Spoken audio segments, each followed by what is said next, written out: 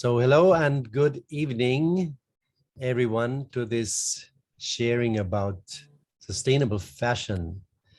Welcome, Raia Gomez of Relevé Fashion here in the Philippines, and I think also in the UK, and I guess active all over the world. I'm so happy to see you here, and we're really very excited. We have even discovered this topic.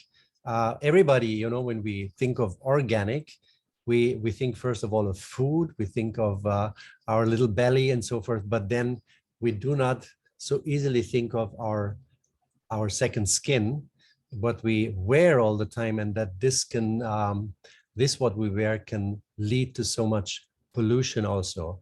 So I'm very, very happy that we found you, and we found also through you already other people who are engaged in fashion and who now rethink this whole actually industry and how to make it more sustainable or even regenerative. Myself, I am Walter Siegfried of the World Goetheanum Association Asia, and with me here is also Nex Agustin. Her company is Conscious Heart Creations, consciousheartcreations.com, and look it up to find out what amazing things she's doing, mainly in the Philippines, but also abroad. And yeah, the two of us will help moderate, understand that this is first a bit of sharing and presentation, but in general, we always look at this kind of meeting as a conversation. So also, please don't be shy, and at least after the presentation, just come in with your questions, contributions, and whatever will come up when we're open to this topic. So thank you again very much, Raia, and please go ahead. Yeah, thank you as well. Before anything else, thank you for having me tonight to talk about my own experience in sustainable fashion and how I've become so involved in the industry. So let me just share my screen with you.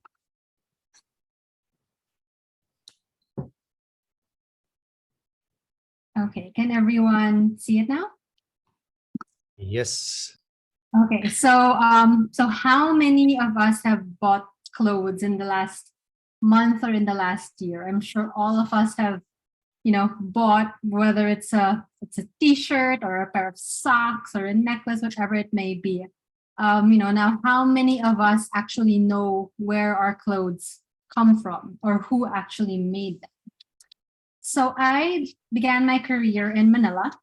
I have just a bit of a personal background to understand my own how my eyes were also open. And then I moved to New York, and where I took further studies in design. And I started working in one of the fashion capitals in the world. So of course, at that time, it was very exciting, being able to assist and work in all of these amazing sets, for photo shoots and some of the most well-known magazines and global brands, and attending, all of these fashion shows and events. However, the stars in my eyes eventually faded. I became increasingly aware and saw firsthand the massive impact of the fashion industry.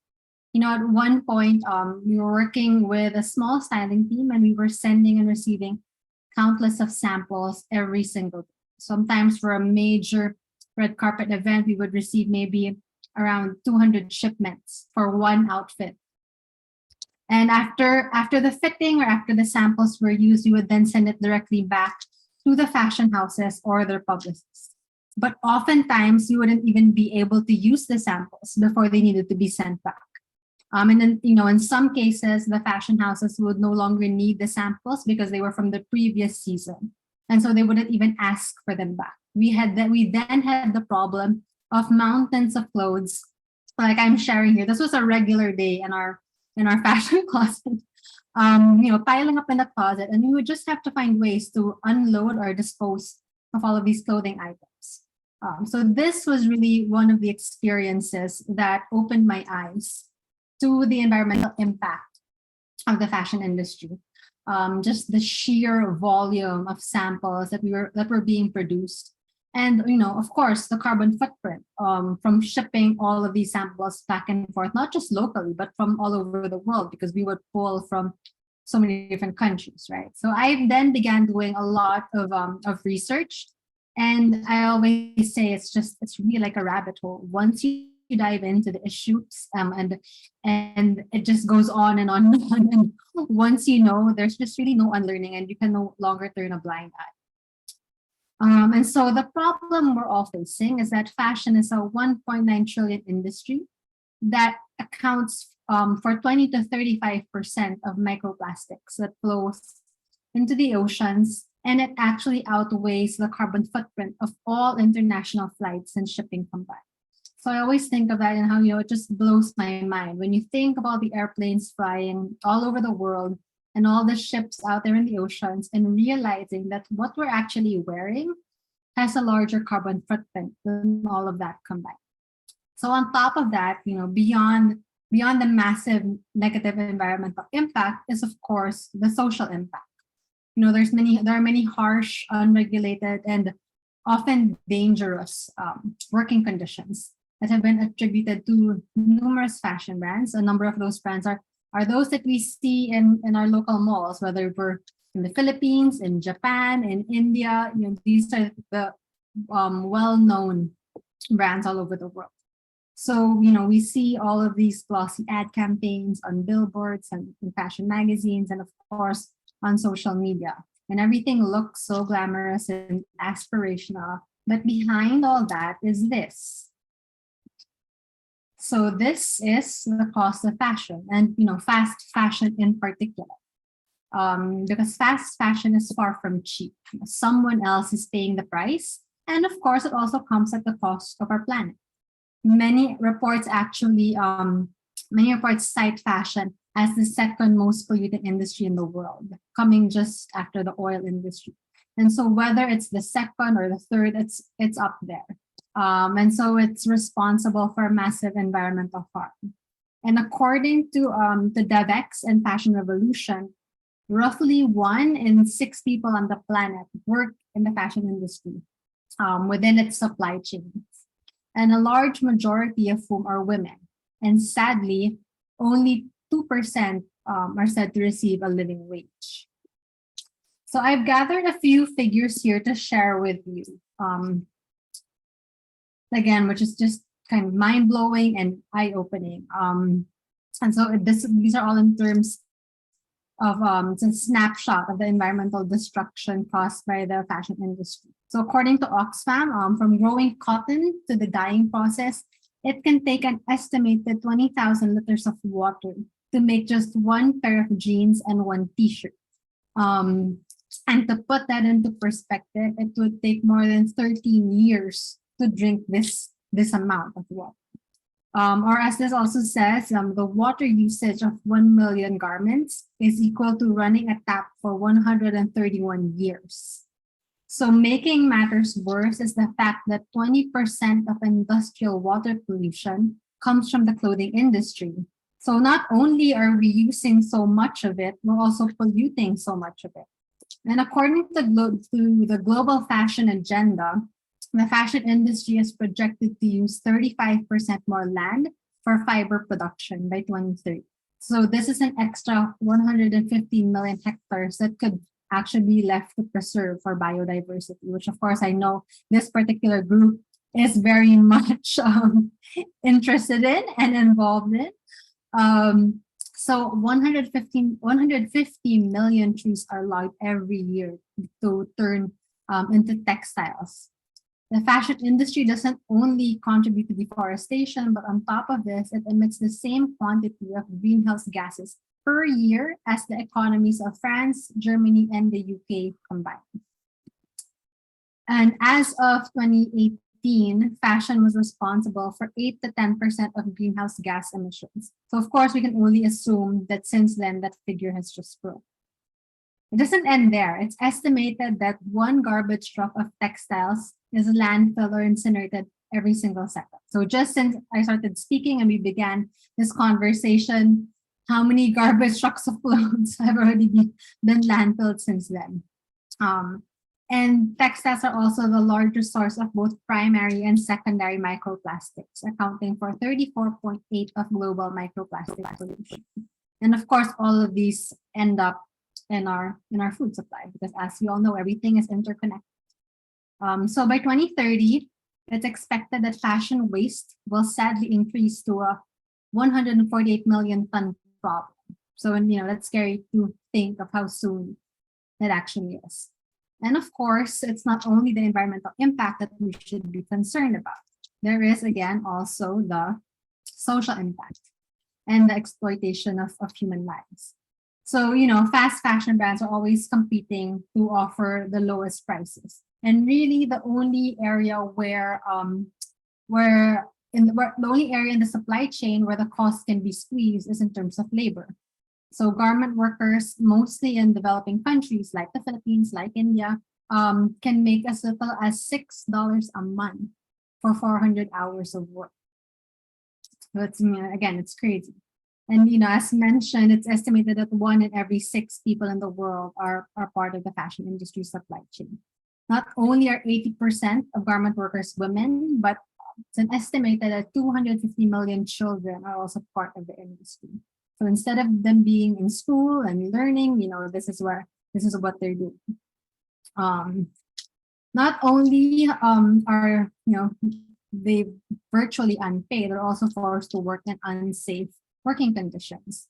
I think many of us have heard of the Rana Plaza tragedy in Bangladesh in 2013, where over 1,000 garment workers died after the building that they were in, where they were manufacturing clothes for some of the most well-known fast fashion brands, collapsed. Right?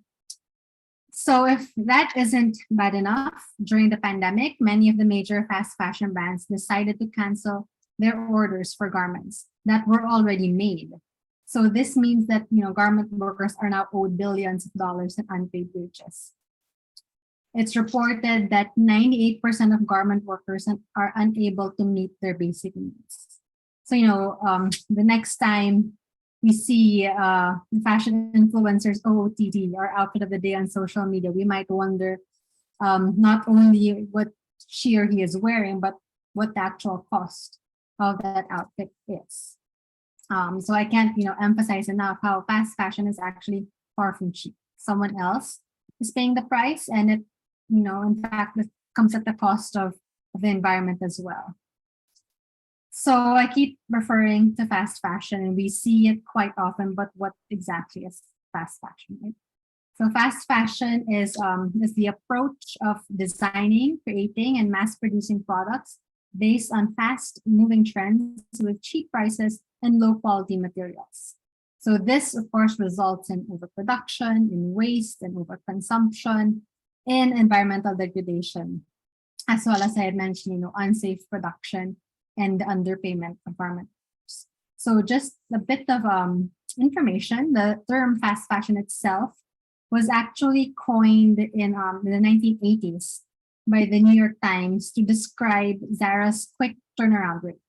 It's been widely reported that Zara designs can go from sketch to store floor in 15 days. And that was in the 80s. So just imagine how much quicker they can actually do it now.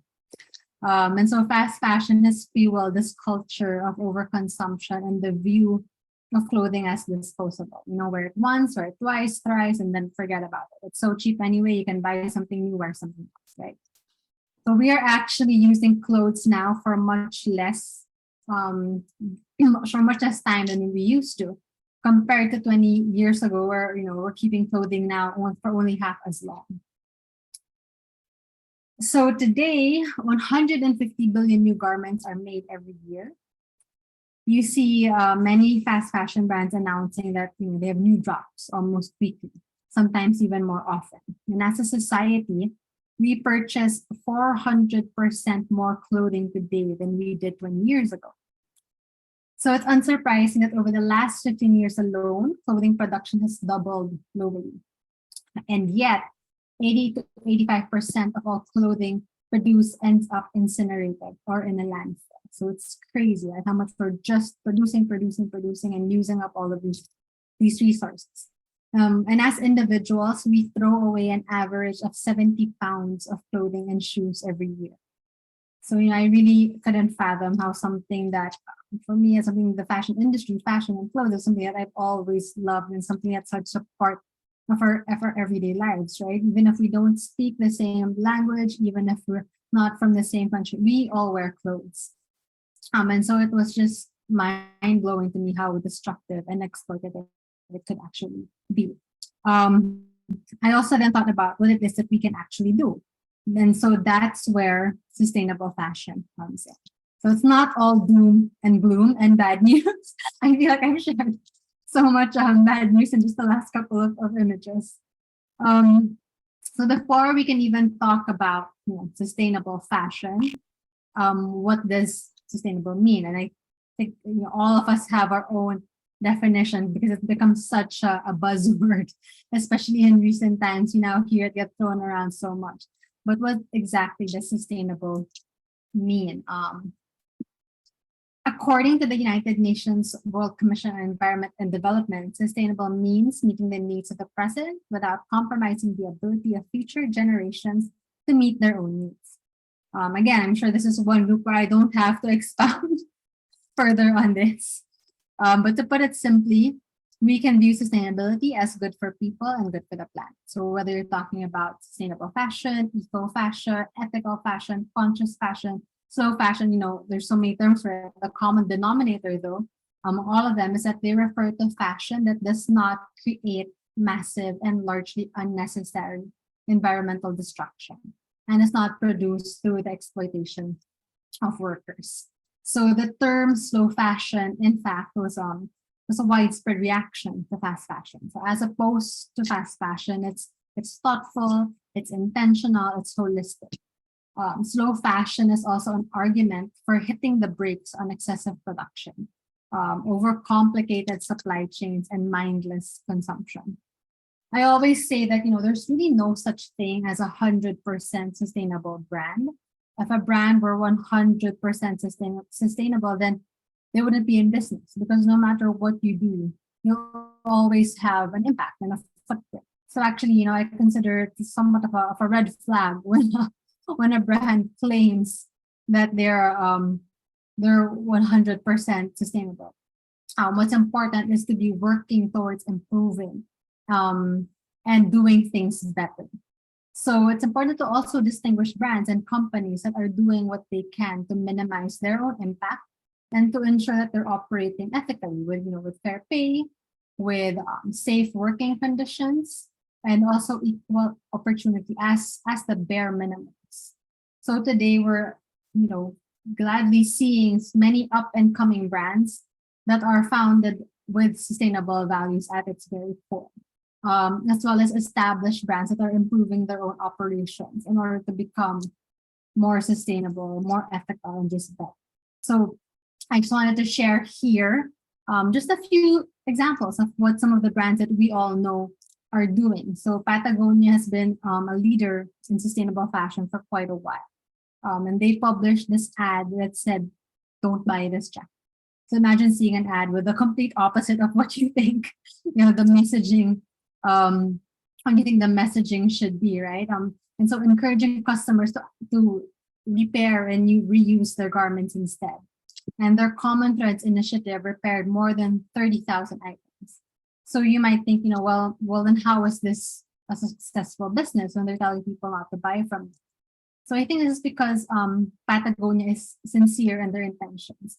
Of course, now, just actually yesterday, there were some reports of maybe some things behind the scenes that are going on with them. But as far as this ad was concerned, their customers trusted them and want to support them even more. And so when the brand ran this campaign, their sales actually increased by approximately 30% to 540 million.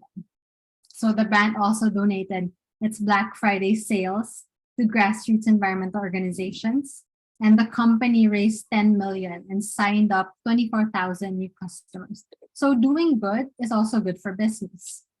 Many sustainable brands like Allbirds and Rayburn have also decided to close on Black Friday, which, if you're in the US, that's the biggest day in retail. But they decided to close so as not to promote mindless consumption. And then you have luxury brands like Stella McCartney, who is a very well-known leader in the sustainable fashion space. So she shot her previous ad campaign in a landfill to raise awareness about fashion's waste problem. And then you have Lacoste, which of course in the Philippines is very well known. They replaced their signature crocodile with an endangered species on the sports shirt in honor of International Day for Biological Diversity. And the number of shirts that they produced with each animal's design was equal to the number of endangered species still existing. So sadly, that meant that it was very much an exclusive design because there were just, a couple thousands of them left. And then you also have incredibly innovative brands like Everlane and Pangea that are using materials made from either recycled plastic for jackets or grape leather for sneakers, or even flower down for puffer jackets instead of using feathers. So these are just some of the examples of how fashion can actually be a force for good. And so the sustainable fashion space is really exciting. And I think that choosing to wear sustainable and ethical fashion is, truly the meaningful fashion statement that we all need to make, especially now. And, I always say that sustainable fashion is such an umbrella term. There are so many ways for brands to be sustainable and for shoppers to choose sustainably. So back when I was in New York, working in the styling side of the industry, not only did I become aware of the negative impact of fashion, but I also realized that it's so hard to learn about what brands are actually doing behind the scenes. I would look at a brand website, even if the major retail websites, and I'd usually find, 10 sentences maybe in the about section of what the brand is doing, who in terms of the inspiration for the collection, or who the creative director is, but nothing really significant in terms of information about what they're doing behind the scenes. Who makes the clothes? What are the materials made of? Where do they come from? What are their supply chains like? And so I experienced this problem firsthand, and I felt that there was a need for a platform where you could simply go and know that you could trust all the brands and their products to be sustainable and ethical in various different ways. And so that's why I launched Relevé Fashion. And so from the word itself, as you were talking about earlier prior to this conversation, it's the French word for elevated or raised, because our mission is to elevate the fashion experience into a form of positive social action, but also empowering customers with informed choices to raise awareness so that everyone can purchase with purpose. So all the different designers and fashion designers and lifestyle brands that we feature have initiatives in place towards environmental protection, ethical production, as well as personal and social well-being. I think, sometimes we hear the terms ethical or sustainable, and, what comes to mind are kind of like kitschy arts and crafts type of products. However, sustainable fashion is in fact true luxury fashion, because these are items that are meticulously designed, they're handmade, they're well crafted, they're made to last. In fact, some of the items that we have can take up to 3 weeks to make. So not only are they made consciously and conscientiously, but they are incredibly beautiful and are, again, designed to last for a long time. In fact, some of them, like the pieces we're sharing here by Bea Valdez, are considered heirloom pieces. So for us, it's really important that we don't just say a brand is sustainable and ethical. We tell you why it's ethical and sustainable. And so all our brands have incredible stories behind them, from the founders' experiences that led them to launch a sustainable brand, to the artisans who create the products, to the type of the materials and innovation that makes a product sustainable. Next. And so, like I said, sustainable fashion is such an umbrella term. It can be, overwhelming or even intimidating. Like, where do I even start? But we always say that baby steps are better than none. And so start with what personally resonates with you. Start with what fits your lifestyle and build from there. So that's why on Relevé Fashion, we enable shoppers to shop by brand commitment, by certification, and also by what's local to you. So if you're vegan, then go for vegan products. Or if you prefer handmade products, then choose handmade and artisanal. And then you can also shop according to brand certifications like B Corp or EcoH brand. And so there are many different options depending on your own personal sustainable values. And one thing we like to quote is actress Emma Watson, who's actually a huge advocate for sustainable fashion. And she says, as consumers, we have so much power to change the world by just being careful in what we buy. So we don't only encourage you to support sustainable brands, but we want you to purchase with purpose. And so buy only what you love, what you can and will wear for years to come, and not just for a single season. Think quality rather than quantity. And I'm sharing this page from our website with you because we actually have a cost per wear feature on this site, which is the product price divided by a recommended minimum number of wears. So we have this in every product page so that you can shop smarter, so that you have this understanding that the item is made to last and you can wear it for many years to come. And we also have to be more conscious consumers. So as the saying goes, vote for the world you want to live in by what you choose to buy and to wear your values. So just some of our tips for being conscious consumers and to shop for good is, to remember that clothes are not disposable. No matter how cheap some items out in the market may be, it's better to buy less but buy better. And that love clothes last. So take care of the clothes that are already in your closet, especially because, trends always come back anyway. Right now, the 90s are still big. And so if you had kept something from the 90s, you can wear it again and you're ahead of the trend. We also encourage everyone to wear natural fibers and avoid synthetic materials. And actually, again, this is Arizona News introducing me to Walter and Grace was because of this understanding that clothes come from the earth. And so, everything that we wear really, whether it's natural fabrics that are grown on soil or synthetic fibers that are from petrochemicals that are mined from the ground, everything comes from the earth. And so that's why we need to pay attention to where our clothes actually come from and how we care for them and how we use them. So another thing we can do is to also consider buying vintage or pre-loved items or doing rentals. But the most important thing is to really wear what you already have, and to choose wisely. And so that's one thing that we advocate for. So this is I'm just sharing with you some of the things that we've also shared on our own social media, because before, celebrities wouldn't want to be seen wearing the same thing more than once. And I feel like with social media, a lot of people think that, I've already posted this, or someone has already seen me wearing this, so I can no longer wear it. But rewearing is really something that we advocate for, because it's said that wearing our clothes 50 times instead of 5, which is the fast fashion average, reduces carbon emissions by 400% per item per year. So it's great to see that some of the most famous women and some of the biggest celebrities and style icons are actually now very proud outfit repeaters. And in fact, some of them make it a point to rewear their items because they know it's more of a meaningful fashion statement. So yeah, again, these are just some of the things that we've shared. And so one thing that we always say is to be aware, pun intended.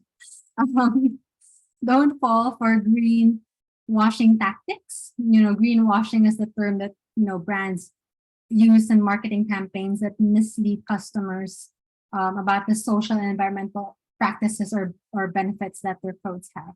So these are just some of the credible signs and certifications and partnerships that we can look to. So there's EcoH, there's the Conscious Fashion Campaign, which is in partnership with the UN Office for Partnerships. And then you have certifications like B Corp and Positive Luxuries Brand to Trust, as well as ratings like Good on You.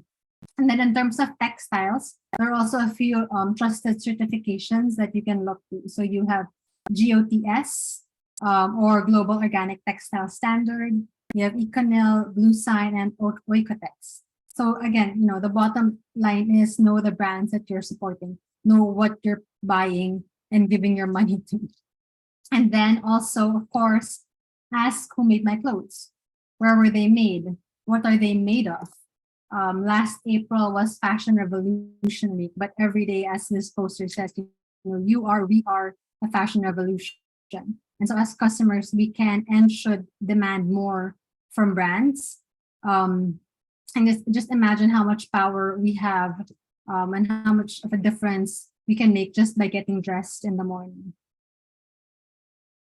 And so, of course, as we all know, as that cliche saying now goes, with great power comes great responsibility. So we all need to continue to learn, to ask questions, to be curious, to engage in conversations such as this one, where we can all learn from each other. Because there's really, now's the perfect time, and there's really just no time to waste.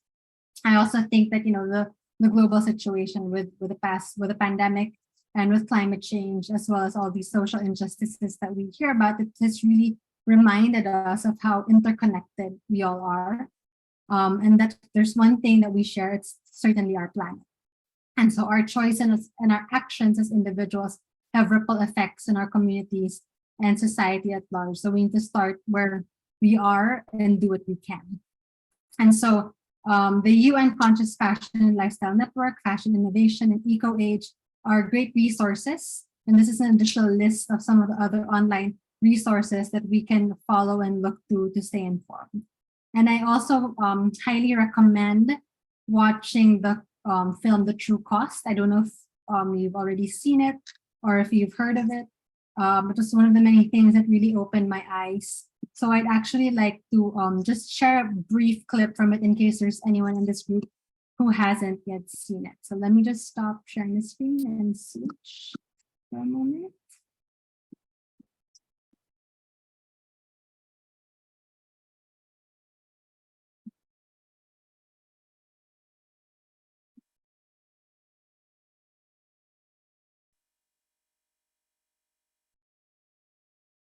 Where we continue to search for happiness in the consumption of things, will we be satisfied with a system that makes us feel rich while leaving our world so desperately poor?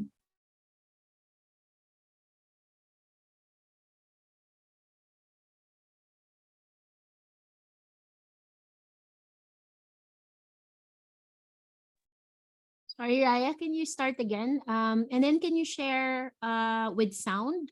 Share the screen with sound.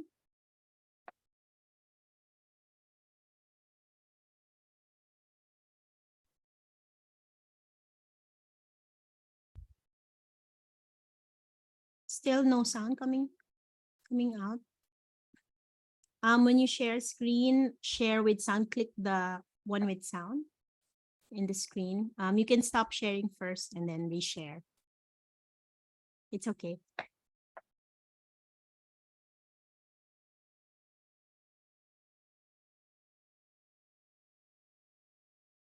Share sound, yes.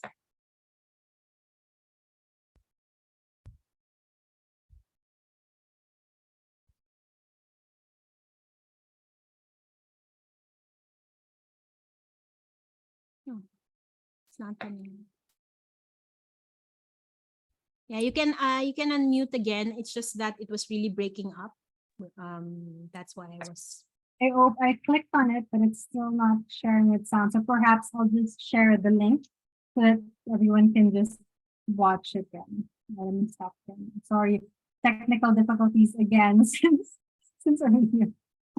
Yeah, if you have time, if you have something to share, I can get the link and then I can click it and I can share from my screen.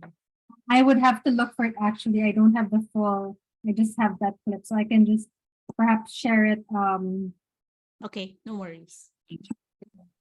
But yeah, so I just wanted to end with that clip. And so thank you again for inviting me to just talk a bit about, I hope it wasn't too much information overload in terms of the impact of the fashion industry. Thank you so much. Material for hours to talk. Thank you. Amazing. And thank you so much also for, picking us up from that deep place where you put us with all the basura, with all the litter, with all, you know, the microplastics. It's just like really unbelievable. And it's just seriously necessary that we know that. I mean, it's unbelievable. 25 to 30 or 35 or 20 to 35% of microplastics only from the fashion industry, you know.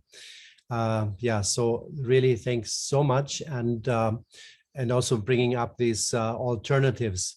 And also making understand, you know, that we're on the way, you know, that we're on the way. You said there's no real sustainable business. I believe there are already a few, and for sure many are already now trying to get there. And that's, by the way, you know, one of the reasons why we're here together. The World Gutianum Association is really made for that, so that we can learn from each other, then we can cooperate and actually do projects like that. How do we become sustainable, you know, together? So there are, in our network, there are different you know, smaller networks that work on certain issues. And these are sometimes industries, you know, that don't necessarily have to do with each other, but they look at, for example, how do we make our energy supply sustainable or even regenerative? Now, of course, we have to think then beyond sustainable and really also how can we leave the place better than we found it. Yeah, so many questions. I believe there will be also others who have questions. Maybe we can open the floor, and there's one request, that is that everyone switches on the camera, and there's one rule, that is who speaks must have on his camera or her camera. Thank you.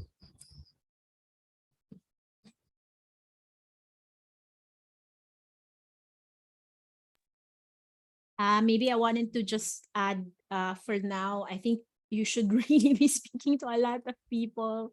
You know, this information, I know it's in the internet, but it's so much powerful when it's someone who's had your experience, you know, and then that experience of being part of it and then opening your eyes and seeing how much destruction it is.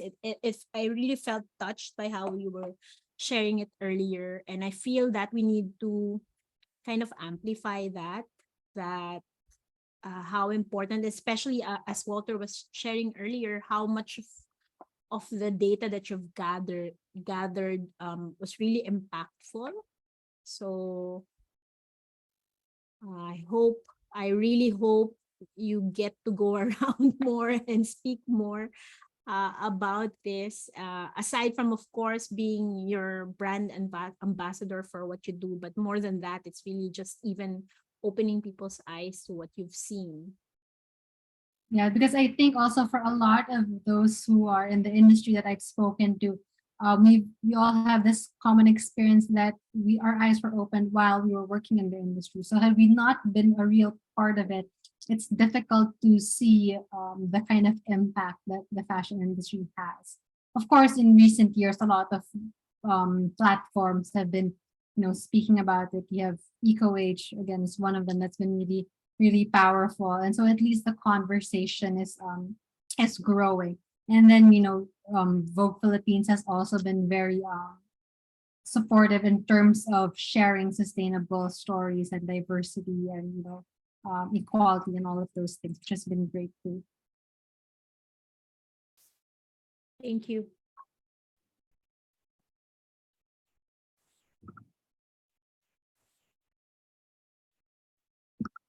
Please, Jason, please just go ahead.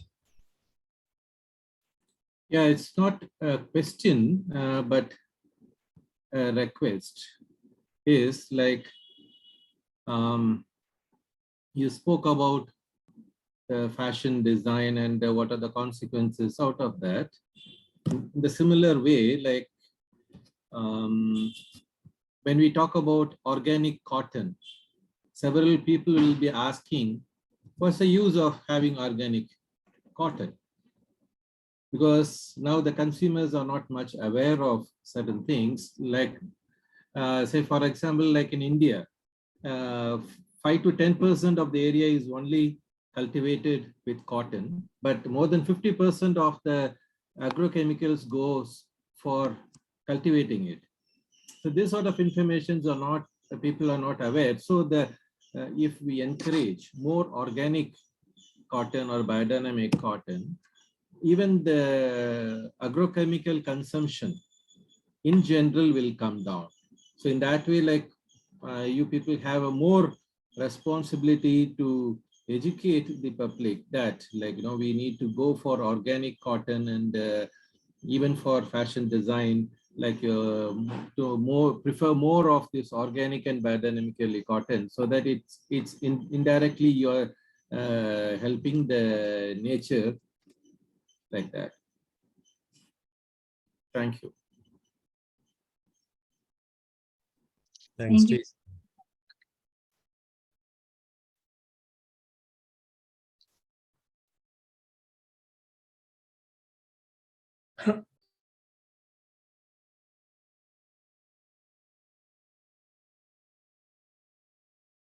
Any other questions or feedback or insights that anyone would like to share? Yeah, I'm just picking up on what Nick said. Oh, first of all, Rhea, thank you so much. I've heard about this sustainable fashion, this and that, but I didn't know the gravity of the situation. So thank you so much for making me aware about that. And now, like picking up on Nick's suggestion, maybe because this is a recording and it can be made available to all of us, wherever we have an opportunity to actually maybe show it. It's a very short sharing that you had, in whatever forum, whether that's among teachers or, just because we all wear clothes. So it's relevant for all of us, that so that we can echo it. More people become aware. Yeah, and I mean, again, more than happy for you and Walter to share it through your YouTube channel, because yeah, I think that a lot of the times we hear the word sustainable, we hear sustainable fashion, but we don't really understand what the impact is or why it's so important, especially with climate change. I keep on saying climate change isn't some future event. We're seeing it just by looking outside our windows.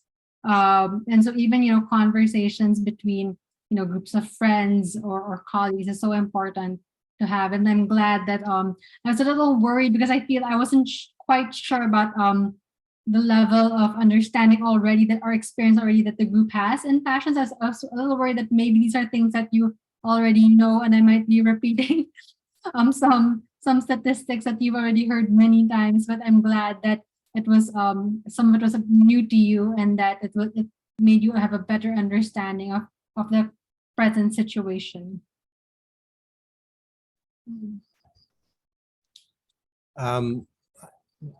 One first question of mine, you mentioned in the Relevé, you have people with brands with stories behind, and I would like to have it more concrete. Can you tell one or two or three stories? So one of the brands that we have called Port Ziana, it's actually based in New York, and she used to work for one, the bigger fashion brands in the US, and she would tell me that she would go on trips for sourcing of materials or production to countries like India and other places around Asia, and she saw firsthand the kind of environmental destruction of even just dyeing fabrics, of how it pollutes the water systems and everything. And so she then decided that, I want to be part of the solution. And so that's why she launched Port Ziana. Everything is made in her own factory. So she actually has full transparency in terms of her supply chain, because it's their own factory. And most of the items she creates are made of neutral colors or naturally dyed, so as to prevent the further pollution of our oceans, of rivers, through the dyeing of materials. So these are just some of the amazing stories that our founders have. We have another brand, and again, like I said, sustainability is such an umbrella term. There are so many ways for brands to be sustainable, and so it's better to do something than just say, oh, I'm so overwhelmed, I won't do anything at all. one of our other brands called Okapi is actually considered as one of the first true luxury brands from South Africa. And if you look at their collections, they actually use animal skins or exotic skins. And so I was talking to the founder about their ethical practices. And she said that, all of these skins are actually byproducts of existing farming practices from the food industry and various industries. And so rather than these materials being burned and just disposed of, they're able to reuse them and actually provide jobs for local artisans. And so it also helps stimulate the local economy.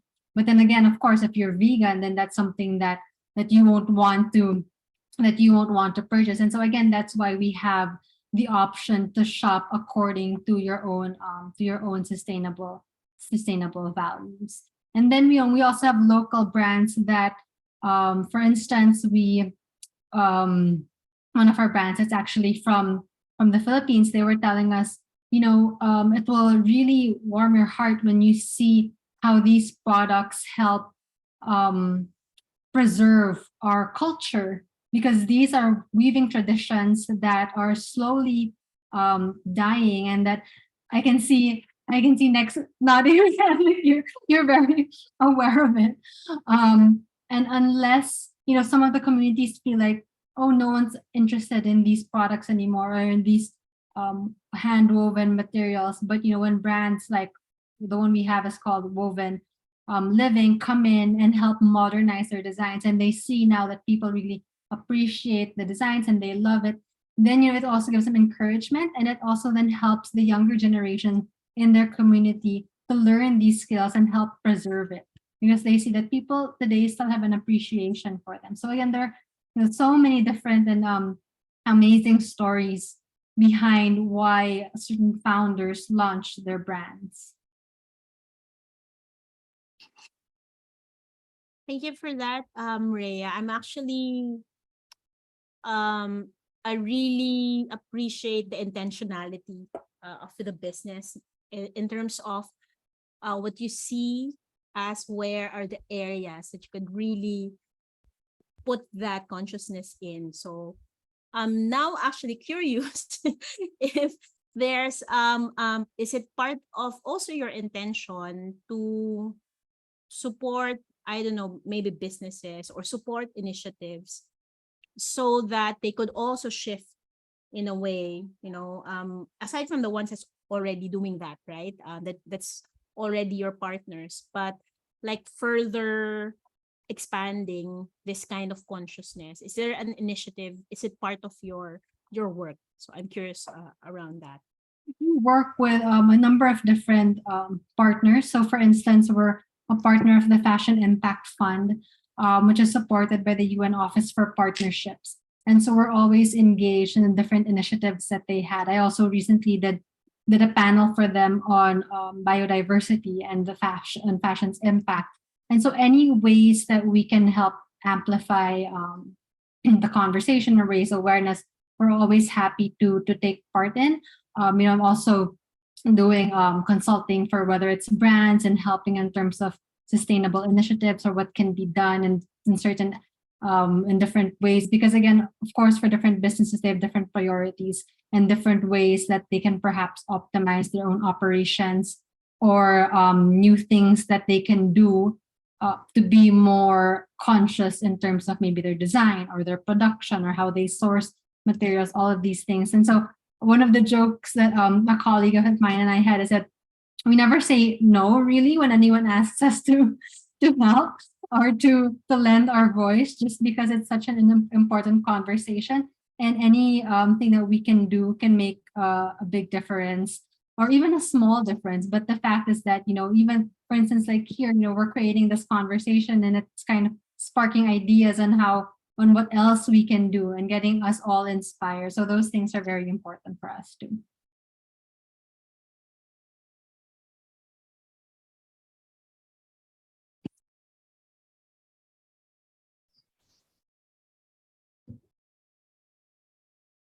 Rhea, I have a question.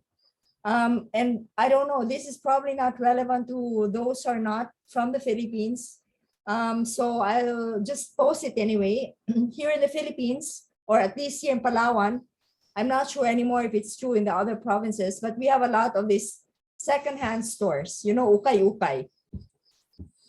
And I have always been wondering, number one, if that's actually supposed to be okay to support this ukay-ukay, because I'm not quite sure if these are actually supposed to come in for and given for free, because these were gathered by agencies in different countries for distribution to charitable institutions. That's one question, one side of the question. The other side of the question is, if we want to support the idea to use to use clothes that have been pre-owned clothes, then it would be actually good to encourage people to use ukay-ukay clothes, right?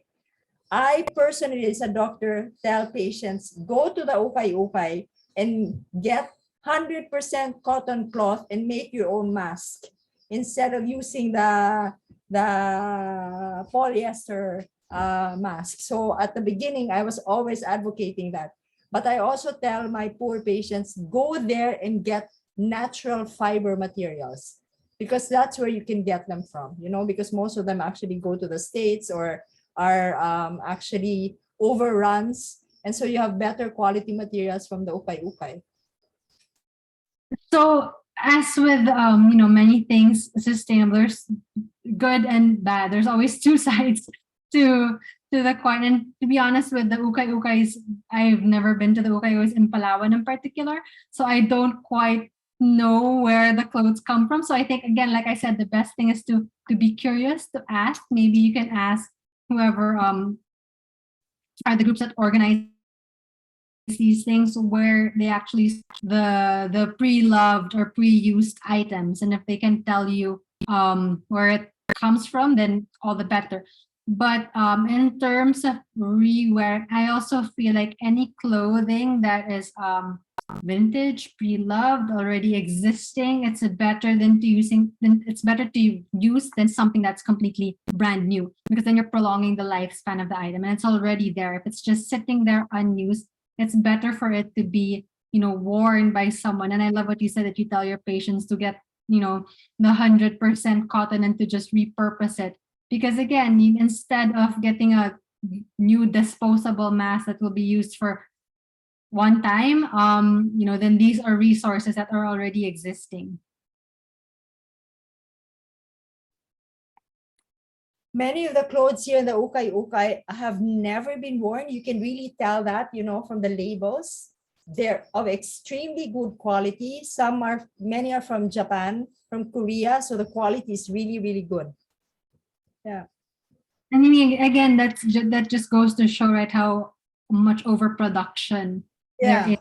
That's these right. be sitting there unused. And so I be like, go for it and and go to your local ukay-ukay and support those businesses.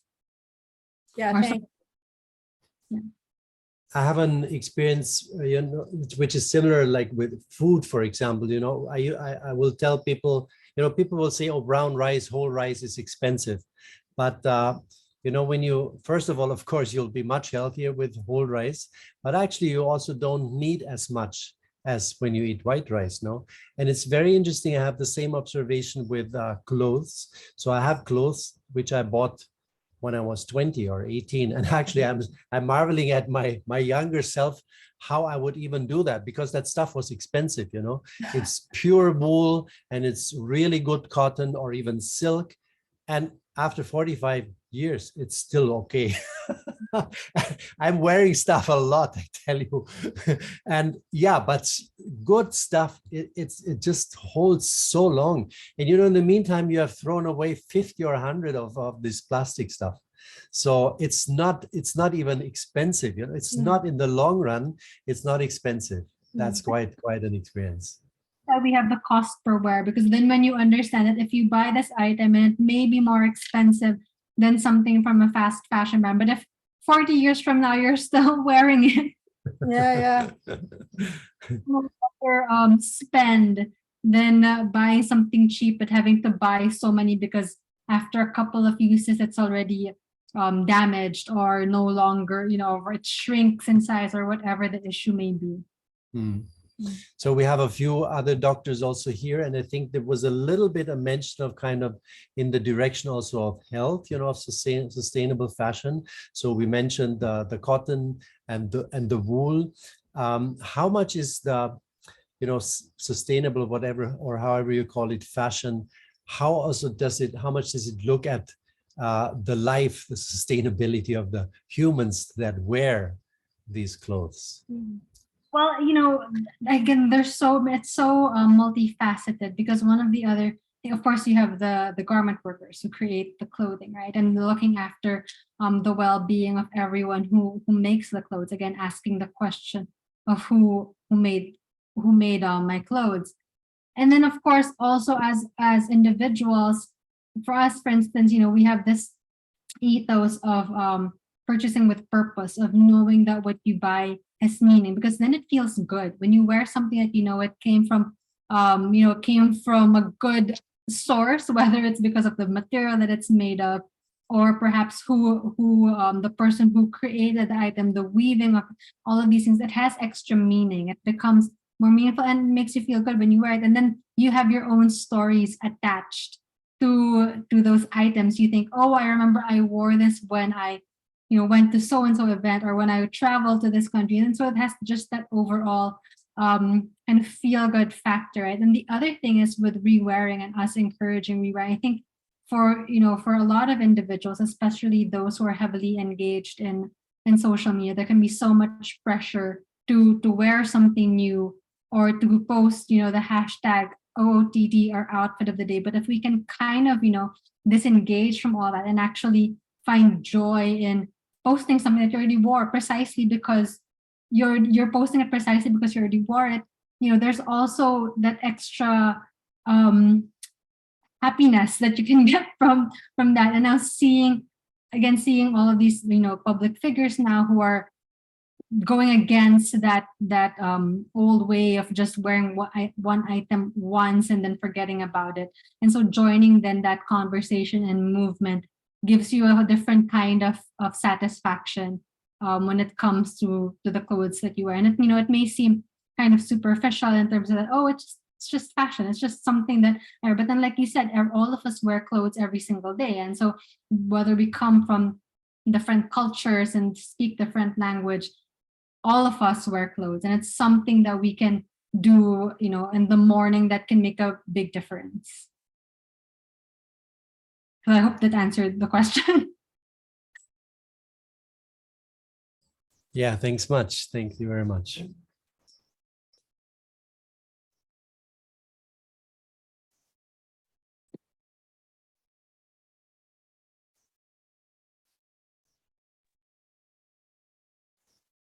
I'm actually curious about the rest of the people who are here, especially the males in the group. Because this, Well, I was just gonna ask Tupam. I just saw that Tupam came in from Vietnam, and he's the head of a very beautiful community that includes a lot of handicapped persons. And I was wondering, Tupam, how is it with the decisions, the fashion decisions in your community? Who decides who buys what, and how long do you wear it, and all that? That's an interesting topic I've never also thought about. But how do you handle that? Thank you, Gunter. Yeah, hello everyone. Hello, yeah, Gunter. Yes, I'm. Very happy that you mentioned me in this meeting. Yes, about that, because we live in the community, so with the people with the special needs. So the custom in now for the youngsters, for people who resident as the community, is very simple normally. Of course, we respect also the beauty. The beauty is always really respectful in the beauty, because we see that the beauty of the nature and the environment around, but not only that, but also the beauty of the people from the inside, but also the beauty whenever they go in out to the society. Because living in the community is one thing, but whenever we have no opportunity to go in now, we really care for the beauty of the people, even they are living with the specialists, they living with the different ability, different yeah, you see. So in Vietnam, especially in our city Huế, we have really beautiful custom as áo dài. It's a long dress, but with the tradition very beautiful. And then we really care also about the silk is also important because silk is very light ingredient materials for the áo dài. And we draw on it with different or we use broderie, some painting on that with broderie, you know, yeah, and with some beautiful on that. And everyone really beautiful, especially the girls, the ladies, so beautiful with áo dài. Yeah. I think you know about that. It's just also my answer. Too bad we don't And really, see yeah, photos. happy to see you again. Yeah, it have been a long time that I missed many meetings with some people. Now I'm Right. coming back. Too bad we don't see photos, but I imagine all the beauty already. Of the silk national costume. Yeah, Yes. nice.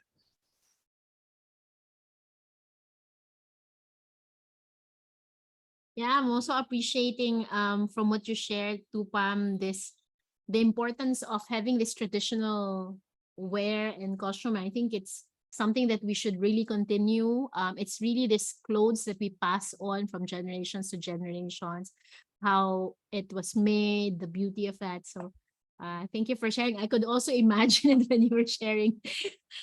Thank you. Sudarshan, how is it in Nepal? How is fashion in Nepal? Where is it? Where is your clothes produced? Namaste everyone. From Nepal, it's a very hot in my place now.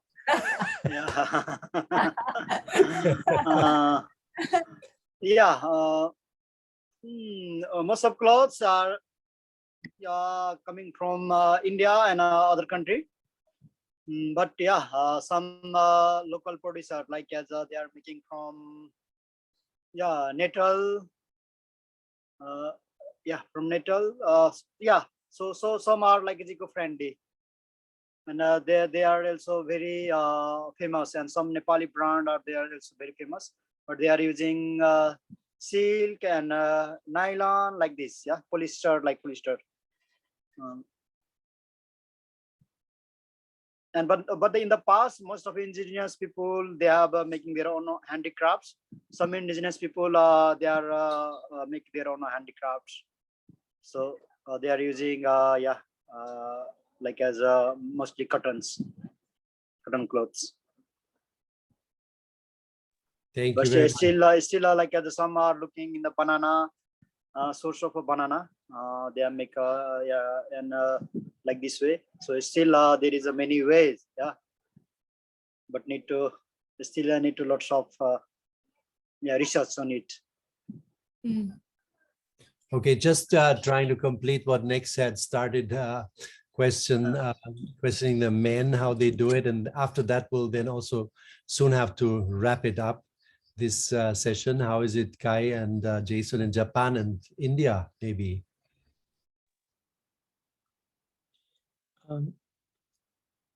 May I speak then? Also many thanks. Was very inspiring, enlightening really. And this was the first time I heard about sustainable fashion. I'm very grateful that I was able to join this. And two questions. Do you have partners in Japan? Any connections or?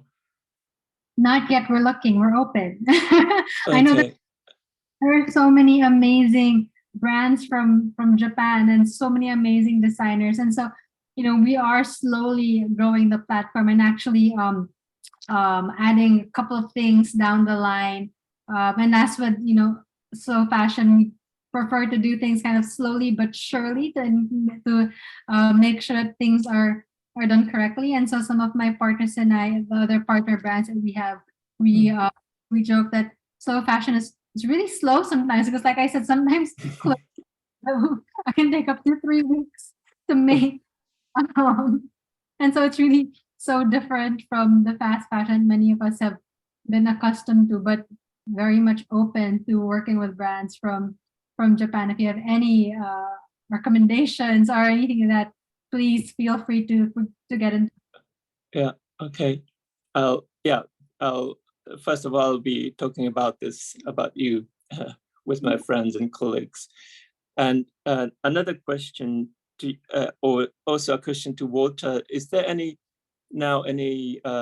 connection developed between you with the sustainable fashion and world of education? Because it was also inspiring to hear that clothes fashion is something that all people wear, and there is also another thing that we all share: childhood.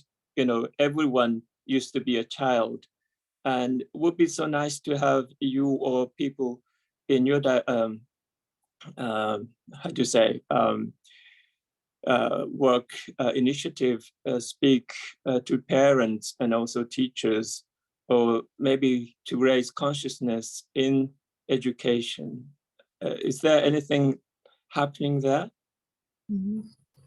Kai, thank you very much for the question. Maybe I can share. Yeah. Whenever we do public orientations, as part of making parents understand that life forces have to do also with, what actually ensheaths a child, what the child wears around him physically, then we go into the question of what are actually the materials that are good for children. And that's when we actually tell them that natural fibers are important. And that's why I actually also tell them, because most of the time we do public orientations and there are parents from the poorer sectors of society. That's when I tell them, we go to the ukay-ukay and look for clothes there made of cotton or linen or silk for your children. And also I then show, for example, very simple toys, just from cotton, the head of a child, and then just the rest of the cloth that's hanging for very small children. If I also share, like one of the local brands from the Philippines, actually, with their excess fabric from their collections, they are able to make toys as well for children. I think these things can kind of be an early introduction to children on the importance of of textiles, of waste, of of what they wear, things like that. And one thing that I actually find joy in now is that my niece now wears clothes that I used to wear when I was a child, and not I had the foresight to keep my clothes when I was 4 or 5 years old, but luckily my mom did, and so now it's really so nice to see her wear things that me and my sister had worn when we were kids ourselves. And so that's why, again, in terms of buying things that are quality, because they last so much longer and can be passed down to the next generation. Yeah. Good. Thank you. Thank you so much. Thank you so much. So I wanted to just briefly touch on. I wanted to say, Kai, I had a student from Japan, an exchange student in one of the Waldorf schools, and I teach social entrepreneurship. And the project for that young lady was actually sustainable fashion, eco fashion.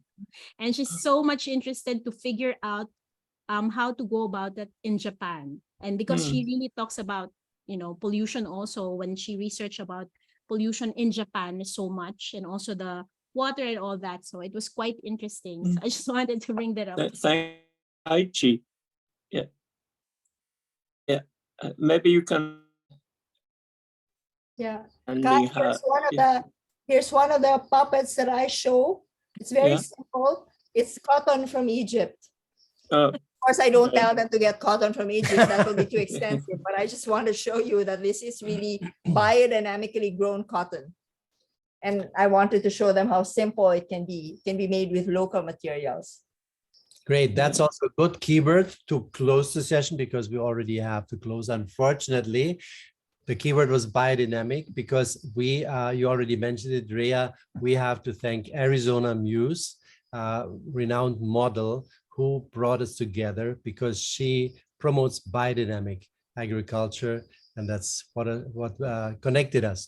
Biodynamic agriculture, and her foundation is called the DIRT, the DIRT Foundation, if you want to look it up. So, pardon? Their website is dirt.charity if anyone wants to have a look into it. Correct. Thank you so much. Yeah, amazing evening, amazing sharing. We'll keep the conversation going. And, if you have more questions or want to continue, just write me. I'll put this up on YouTube, and we'll also put some links in there if you have any other, like the movie, if you can give me that link still, then I'll put it on there. Thank you so much. So nice also to have so many different countries with us today. Thank you. Bye-bye. Thank you Thank you so very much. much. Rhea. Enjoy Thank quite you, later. everybody. Thank you, everyone. Thank you, Another time. Rhea. Thanks, Thank Ned. you. Thank you. Thank you very much. Goodbye. Hi, Sonny. Hi, Dad. Hi, Maying. Hi, Walter. Bye, Grace. Bye. Bye.